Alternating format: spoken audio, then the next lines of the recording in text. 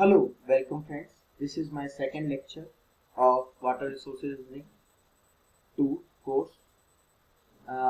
We are dealing in first lecture we discussed about various types of regulation works. In the regulation works, one of the major important regulation work is faults. So we will discuss about the faults. In last lecture we discussed about so many types of faults like ogive type faults, trapezoidal faults, and Sarda type fault, simple vertical drop fault, uh, English fault, Montague type fault, etc.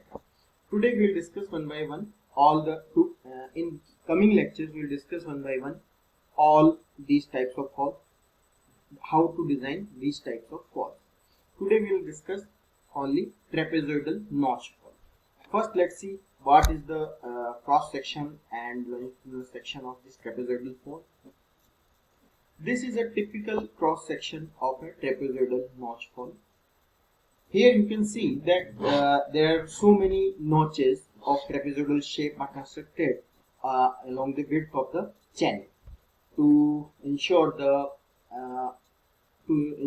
flow of the water in that channel, and same time provide a sufficient drop to the channel. As pointed out earlier, a notch fall provides a proportionate fall in the sense that there is no heading up of water of drawdown of water level in the canal near the fall. The whole width of the channel is divided into a number of notches. So we have to decide the number of notches and their cross-sectional shape. For that we use the discharge formula that comprises of two types of cross-sectional notches. One is for rectangular notch and the other is for triangular notch. Do you remember this formula? This is for the rectangular portion and this is for the triangular portion of the notch.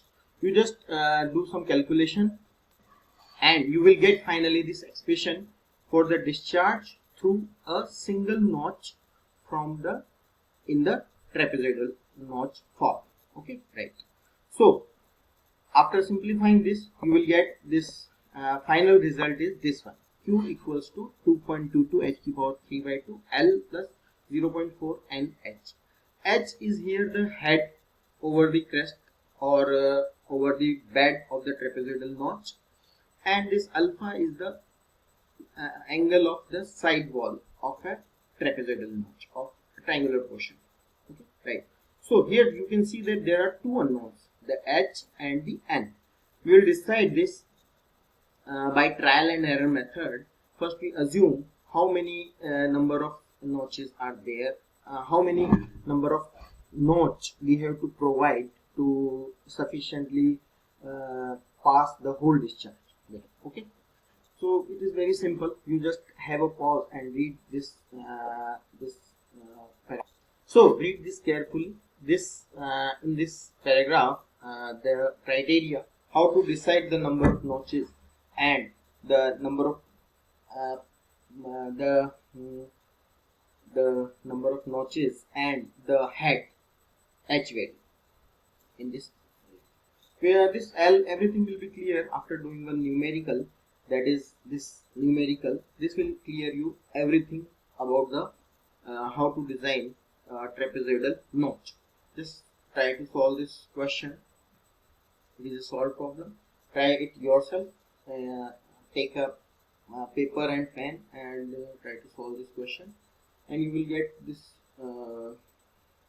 the N value and the H value here. Here in first trial we decided the 3 notches.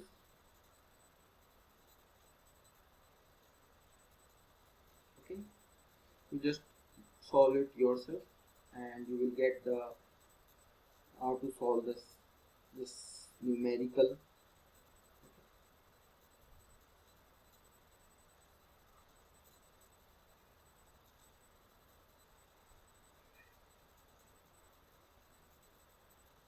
I am scrolling down to this.